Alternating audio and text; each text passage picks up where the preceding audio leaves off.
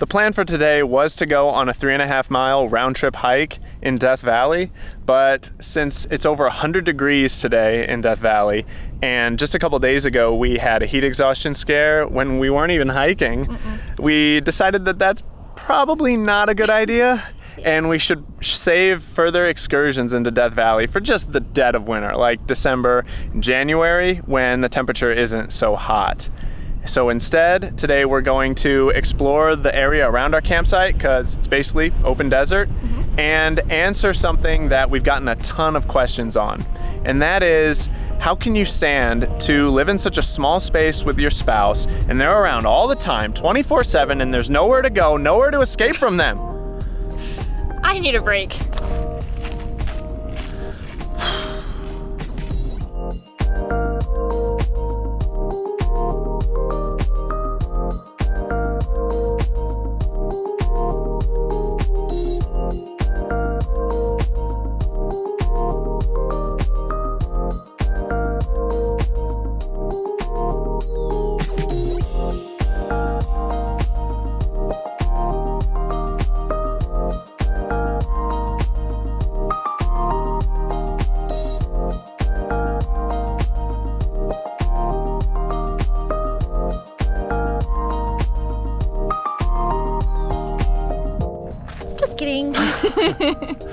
The main reason that living in such a small space works so well for us is that we're best friends. We get along great and we love spending time together, and that was actually one of the main reasons why we started full-time RVing, was to get more time together. You know, like living the 8 to 5 grind, we just didn't feel like we had enough time, because we would get home from work at like 5:30, 6 o'clock, and we typically would go to bed at 9 or 9:30. So that's only about 3 to 4 hours of time that we get together, and that time was typically spent doing chores or cooking dinner or going to the grocery store, you know, typical life stuff.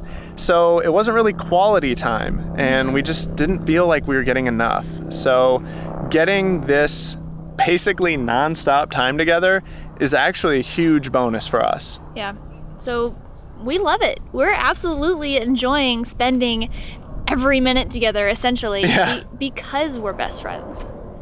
Today is actually the perfect day for us to start talking to you guys about what it's been like living in our RV full time, because today, April 8th, 2018, marks the 1-year anniversary David and I started full-time living in our RV. After living together in our RV for a full year now, I can tell you that in our opinion, whatever small space you live in will amplify the relationship you have with your spouse. David and I have a very positive relationship. We work really well together trying to reach our goals, and when faced with stressful situations, we get through them together. And living in such a small space together has actually strengthened our relationship and brought us closer together. However, we do believe the opposite is true. If you have somewhat of a negative relationship and you're out trying to full-time RV in a teeny tiny space, everything in your relationship will be amplified. Living in an RV can be very stressful. You're moving to new spots all the time. There's stresses with where you're at. You might not feel safe. You might not want to go see the area you're in. And on top of all that, a lot of RVers live on a budget, and financial strain can be an issue. Your RV is constantly trying to fall apart around you. Your tow vehicle will inevitably have problems, and all of this puts strain on a relationship and can amplify the negativity. Now, while it may not seem like it, we do bicker from time to time. Just like in any relationship, there's gonna be arguments, you're gonna bicker at each other, and there's gonna be the occasional fight. But the thing about living in such a small space is that when we are arguing or bickering at each other, we're typically looking for a resolution to the conflict as quickly as possible, because there's really no escape. No, there's not. And typically when we're arguing or bickering, it's because we're grumpy or tired, and we have straight ended discussions, arguments by saying, do you need to go take a nap? Yeah, wait, why are we arguing? Are you just tired? And then the other one is typically just like, yeah, I am. I'm grumpy. You know, I'm tired. I'm sorry. They own up to it, and it's like, yeah, I'm grumpy. Yeah, sorry. And then we go take a nap or something. Yep. I think our biggest point of contention for us is nagging, and living in such a small space really amplifies that for us. We're together 24/7, non-stop, and when one of us is working and the other takes a break, there's typically the question of, are Are you gonna get this done today? Are you gonna get that done today? And it's really nonstop, to be completely honest. Yeah, we work all day. One of us will be working, maybe start earlier than the other one, and the other one just takes a lot longer to wake up or just get into the groove. And it's like, okay, it's already like noon. Are you gonna start Are you gonna get that video done today, or are you gonna do the dishes today? Like, what's going on? Are you doing laundry today? What's going on? See, these are all examples. All examples. These actually happen. Yeah, and sometimes it hits a sore spot, and it can spark an argument. Yeah. So when we say bickering, really it's mostly just nagging. Mostly nagging. And then it turns into bickering of some sort. It's like, are you going to get the dishes done today? Well, you've had 3 breaks today. Yeah. So it just turns into stuff like that. But, we get through it pretty well, and something that we just work on, really. With that said, are you going to do laundry today? No. Oh my gosh. Yes, I'm doing laundry today. We just finished this video. Now, when it comes to chores, what has worked really well for us is a divide and conquer approach. So what that means is that we each have tasks and chores that we own. So Jenny has her tasks and chores that she does, and I have mine. And what that does is it avoids conflict that can arise from someone saying, well, I did dishes yesterday, so it's your turn to do dishes. And I don't want to do dishes, and arguments from that. And we've divided up everything. So Fate Unbound tasks, chores like dishes and laundry, sweeping the floor, and even like breaking down the RV to head to a new site and then setting the RV up once we're at that site. We've broken everything down into her tasks and my tasks, and that's been working really well for us. Yeah, we divide it as evenly as we can. And because I work part-time, we actually calculate that into how much work I do versus how much work David does. Mm-hmm. And because he works full-time on our videos and our posts, I consider that, his job, so my part-time job cancels it out. And so we make it so everything is as even as completely possible so that no one is unhappy with how much work they're doing. Yeah, even workload. Yeah, workload especially. One of the things we argued about when we first hit the road was how were we going to organize the RV? Inside, outside, and the truck bed. These were things that we argued a lot about.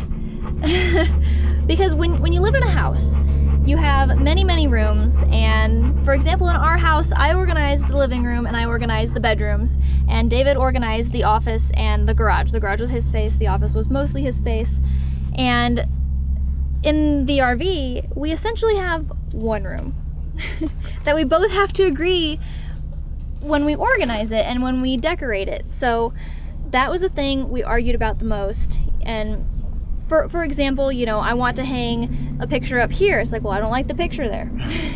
I want to hang the picture up here. I don't like the picture there either. I want to organize one of the cabinets this way. And it's like, well, I don't want those things in that cabinet. That makes more sense to be over here. Yeah. Instead of just being like, well, I'll organize the office and you can have the kitchen. Yeah. And, okay, fine. And you compromise that way. This way, it's like you're just butting heads on everything. Yeah, because it's all in the same room. So you have to agree on how this one space is put together. Mm-hmm. We had to bring this party inside because it's hot out there. Forget Death Valley. It's hot here. And with the sun bearing down on you, it's too much to handle. So had to come inside the RV where it's way cooler, a lot more tolerable. And it's funny how we all got used to this small space. Like when we first moved in, it just felt really small. Before we bought the RV, we thought, yeah, we can handle this. But then when we actually moved in and got all our stuff in here and got the animals in, it was kind of like, oh no. We got too small of an RV. Yeah. But after living in this RV for a few months, the space grew. Like it actually grew like psychologically in our minds. It feels like there's more space in here than when we first moved into it.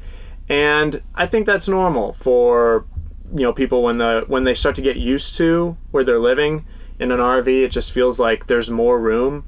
And also, we all just kind of got used to moving around the RV and making sure we weren't like invading anyone else's space. Like if Jenny's doing dishes and I need to get by, it's much more fluid now than before. Like we may have like, I don't know, just been in each other's way. But after a year, we just kind of got the feel for getting around the RV and not getting in anyone's way. Yeah. Not just us either, the pets too, especially Sweetie. She lays on the floor most of the time, and her favorite spot to lay is right in front of the refrigerator. And she's kind of a weirdo when it comes to the fridge. When we first started living in the RV and we would open the fridge, she'd freak out and she'd bump her head on the bottom of the fridge, and she'd get up and she'd be like, well, will you close that so I can lay back down? But now she can lay there and you open the fridge and she doesn't even move. She doesn't even look at you. And she's just totally used to it. Yeah. And likewise, when she is laying in front of the fridge, she's basically splayed out across the whole floor. So she's totally in the way. But now, you know, if we need to get by her, she typically will move out of the way. When before, you'd either have to step over her or trip over her. But now she like kind of knows, it's like, they need to get by, I'm in the way, I'll move. Now, one thing that has made full-time RVing easier for both of us is that we both want the same thing out of RVing. We both love boondocking in secluded places, and we love going on nature hikes. So it's pretty easy to keep both of us happy. It would be a lot more difficult, like say if one of us was a city person and the other one was like a nature person. Then I can really see, you know, butting heads happening. Like one person wants to stay in an RV park in the city, whereas the other one wants to just be out in the mountains somewhere. And if you both don't like the same thing, then it could be difficult. It could be, but for us, for example, I wanted to go somewhere recently, and David didn't, and that place is called Disneyland. I'm a huge Disney fan. David isn't the biggest Disney fan, but he likes Disney. But the problem is crowds, and he gets super anxious, he gets, super stressed out, and he just would not have fun going to Disney. So, quite the opposite. Yeah. Even though I wanted to go, and I know I would have fun, I compromised and we didn't go to Disney. And instead we went, what was it, Anza Borrego, I believe, at the time, instead. And we had an absolute blast there. And I knew that we would. So for me, compromising on going somewhere else that I also know I would have fun at it really didn't seem all that much of a compromise. Yeah, really. It's just important that both people realize that both of their opinions and their happiness matters equally. So you don't try and like overbear on the other person to be like, well, I want to go do this, even though I know you'd hate it. You try and find something that you'd both enjoy. And that's how we've kind of made differences like that work. But in the grand scheme of things, when it comes to RVing, we do enjoy the same thing. Typically, yeah. And going along with that, we both have similar interests, similar things that we enjoy doing, and just kind of a similar outlook on life in general. So that has made a lot of things easy too, because it's easy to satisfy both of us, because it's like, well, I want to do this, and typically that's what the other person wants to do too. And that's not to say that people with different interests can't make it work. You just have to make sure that enough time and effort is put into satisfying both people. Because we don't always agree on everything we're going to do. David might want to go hiking one day, and I want to go see a site that doesn't involve hiking. And even though we want to go do both things, we typically only explore, once or twice a week at most, so we have to sacrifice on what we want to go do. And so we talk about, I think this is going to be cooler, I think this is going to be cooler, and then we decide. Yeah. And so we don't always get along on what we want to go do, even though they're very similar things. Yeah. So it's definitely something you have to talk about. Yeah. Now, we actually asked Jenny's grandparents to weigh in on the situation because they've been traveling together for over 50 years. And what's funny is that Jenny's grandpa said basically the same thing that we felt. He said, well, we're best friends, so it makes it really easy. And being able to share all these experiences together is what makes it all worth it.